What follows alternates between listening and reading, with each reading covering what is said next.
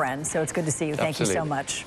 Great to see you, Alex. Thanks. Well, time for the big three and today's topics: turning the corner, out-marketed, and this week's must-reads. Let's bring in my big three panel. MSNBC contributor Goldie Taylor, whose new column Breaking Black is featured every Monday on the Griot, and professor of political science at Hiram College, Jason Johnson, and MSNBC contributor and former Bush Cheney senior advisor, Robert Trinum. Okay, kids, ready to go? Here we go. Ready to happy holidays. Goldie, first up to turning the corner. The president spoke about his second term and legacy in an exclusive interview with ABC News' Barbara Walters. Let's take a listen. Every president in their second term is, mindful that you've only got a limited amount of time left, and you want to make sure that you are squeezing every last ounce of energy that you have to try to deliver on the commitments you made to the American people. Give me your best guesstimate, Goldie, as to how much you think the president's going to be able to accomplish in his remaining 3 years. What we've seen from this current Congress and what we expect from them going forward, it's going to be tough to execute on any number of policy issues, chief among them immigration reform. We talked about earlier environmental stewardship or our energy policy. I think it's going to be very tough for the president to formulate a legislative proposal that this Congress will pass. I think they're not interested in negotiating, but I think we'll have to see what happens after 2014 and see what this new Congress, if there is in fact a new balance in Congress, what it might bring. So you think with regard to immigration reform, the only chance that happening would be after 2014, after the elections? It's too much of a political hot potato for this year? I think it is too much of a political hot potato. No matter how this White House seems to be a bit encouraging about it, I just don't know that even a piecemeal approach is going to work at this point. I think Republicans are a little bit hot in the belly against some of the meaningful reforms that could move this nation forward in terms of immigration. Okay. Political hot potato to you, Robert, our resident Republican here. Are House Republicans holding up immigration reform? They want to be obstructionists for the remainder of the president's term?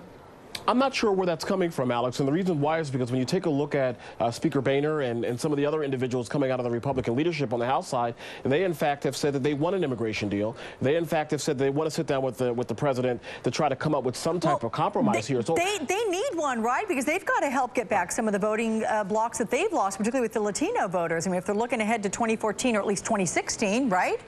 Congress is at an historic low. It's at 6% right now, and the Republican Party brand is obviously very, very low right now. So to your question, Alex, yeah, Republicans, there's no question about it. They want a deal. They obviously want this deal legislatively, but they also want this deal politically because they want to go into 2014 and definitely 2016 with some type of credibility on the immigration issue. So I think there's going to be some type of a compromise, and I think it's going to happen within the next 6 to 8 months.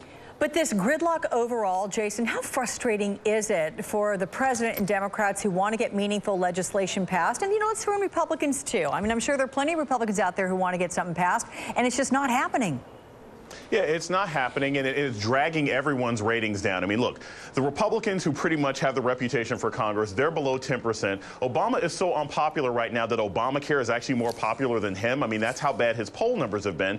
And I don't think anyone wants our government to be working this way. So, I'm kind of in the middle. I think there will be some sort of immigration reform done before 2014. The Republicans need one thing in the win column. And I also think they want to set things up for somebody to run in 2016. But most of President Obama's agenda, no, we're going to be looking in 2016 and saying, gosh, all the things he could have accomplished if Congress hadn't been so obstructionist. Okay, moving on to outmarketed with you, Robert. Archbishop of New York Cardinal Timothy Dolan said the church has been outmarketed by Hollywood and political forces on that same-sex marriage issue. What's your reaction to that?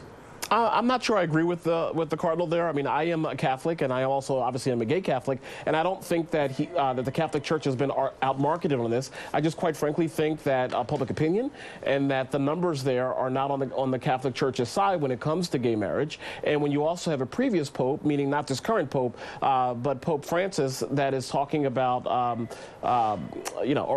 just talking about marriage in general and talking about the sanctity of life and so forth. It just sends a message that that the Catholic Church was not for traditional, for modern families out there. But it seems like this current pope is taking a different outlook on that. So from terms of outmarketing, I'm not sure I agree with that. Okay. Goldie, what do you think? Do you think Hollywood and politicians are, I guess, outmarketing the Catholic Church? I think I have to agree with Robert about this. I don't know that the church was necessarily outmarketed. If they were outmarketed by anyone, maybe it was Jesus. I think that in terms of opening our arms and being compassionate towards our brothers and sisters, no matter their race, gender, creed, creed or sexual orientation, whatever it happens to be, that we ought to be about loving all people and making sure that all people have equal access and equal opportunity in this country and around the world, and that includes our brothers and sisters from the LGBT community. Okay, and Jason, in about 15 seconds, this has nothing to do with marketing? Yeah, I have a problem with the term marketing. That makes it seem like it was spin as opposed to just common sense. Look, we have larger things to worry about in this country than whether or not who people want to marry and who people want to love. And I think Americans have realized that's a lot more things are much more important. Okay, we are back with the big three and their must-reads after a break. If I can impart one